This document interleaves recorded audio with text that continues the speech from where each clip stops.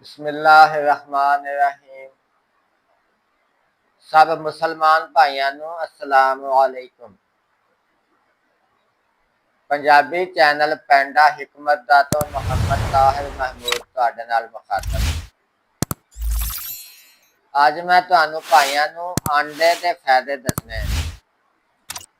पहली गल तो यह है कि जदों आंडे इस्तेमाल करने उन्होंने चेक कर लो। वह चेक करने का तरीका यह है भी आंडे सही है या खराब है। एक पाइया पानी दे विच एक तोला नमक चिट्टा जिहड़ा घोलो, घोल के तो उहदे आंडा डोब दो गिलास विच पा के या प्याले गिलास विच पाओ, गिलास विच आंडा उहदे विच सिट दो। जे आंडा थल्ले डुब जाए तो वह सही है, जे आंडा डुबे ना उत्ते तरन लग पवे तो वह आंडा सही नहीं गा, खराब है। दूजा है भी जदों आंडिया उबालना वा तो इन्हों चंगी तरह धो लो ताकि कुकड़ियां की कोई बिठा बुठा या गंदगी गुंदगी आंडे को लगी हो तो साफ तो पाक हो जाए। तो यदा पहला फायदा वा कि जिस बंदे दे विच खून की कमी है वो आंडे उबाले 3 मिनट तक, जदों आंडा उबलन लग पवे पानी 3 मिनट उबाल के तो बस उन्होंने फड़ लवे। 3 मिनट तो बहुता ना उन्होंने उबाले देवे, कढ़ के तो फौरन ठंडे पानी दे सिट दे। 1 मिनट पिया रहे ठंडे पानी, जो छिलड़ जड़ा थोड़ा उखड़ जाएगा, उन्होंने छिलना सौखा हो जाएगा। देसी आंडा लेना, वलैती नहीं। देसी आंडे के फायदे है बहुत।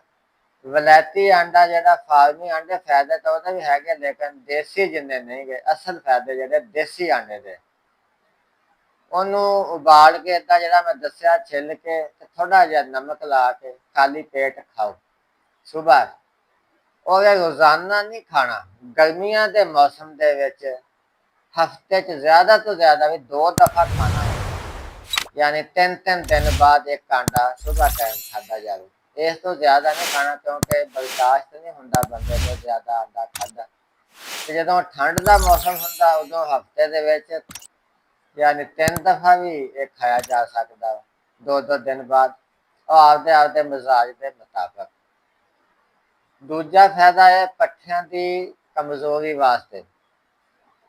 आंडे गर्म दुध के फेंट के, वह तरीका यह है कि दुध न अग ते रखो, जदों उबलन लग पवे आंडा धो के देसी चंगी तरह धो के ਉਹਨੂੰ ਤੋੜ ਕੇ ਵਿੱਚ ਸਿੱਟ ਦਿਓ ਤੇ ਫੌਰਨ ਉਹ ਦੇਜਕੀ ਅੱਗ ਤੋਂ ਥੱਲੇ ਲਾ ਕੇ ਪਊਏ ਨਾਲ ਉਹਨੂੰ ਚੰਗੀ ਤਰ੍ਹਾਂ ਘੋਟੋ। ਮਿੱਠਾ ਪਾਉਣਾ ਤੇ ਪਾ ਲਓ, ਸ਼ਹਿਦ ਪਾਉਣਾ ਤੇ ਪਾ ਲਓ, ਤੇ ਉਹ ਗਰਮ ਗਰਮ ਪੀਓ ਘੋਟ ਕੇ ਚੰਗੀ ਤਰ੍ਹਾਂ ਫੈਂਟ ਕੇ ਆਂਡੇ ਨੂੰ ਦੁੱਧ ਦੇ ਵਿੱਚ, ਪੱਠਿਆਂ ਦੀ ਕਮਜ਼ੋਰੀ ਵਾਸਤੇ। ਅਗਲਾ ਫਾਇਦਾ ਇਹੀ ਤਰੀਕੇ ਨਾਲ ਇਸਤੇਮਾਲ ਕਰਨ ਆਂਡੇ ਦਾ ਕਿ ਜਿਹੜੀ ਦਿਮਾਗ ਦੀ ਕਮਜ਼ੋਰੀ ਹੈ, ਦਿਮਾਗ ਬੰਦੇ ਦਾ ਕਮਜ਼ੋਰ ਹੈ, ਉਹਦੇ ਵਾਸਤੇ ਵੀ बहुत ही चंगा वा। लेकिन ये भी चीनी ना पाओ, तो आंडे गर्म दुध में फैन के थोड़ा जहा शहद पा लो। तो फिर मैं दसा कि रोजाना नहीं इस्तेमाल करना। रोजाना इस्तेमाल किया बंदा बर्दाश्त नहीं कर सकता, वो तबीयत खराब होएगी। कॉल करने वास्ते मेरा नंबर नोट कर लो, 0310 80 36 552। व्हाट्सएप नंबर है 0308 448 5084। ये मेरे साथी का नंबर है, तो तुम व्हाट्सएप कर सकते हो। हुण दसा आखिर ते कि आंडे का तेल कढ़ण का तरीका तो उस तेल का फायदा वो साडी तुसी अगली वीडियो च वेखो। सब मुसलमान भाइयों को अस्सलाम वालेकुम।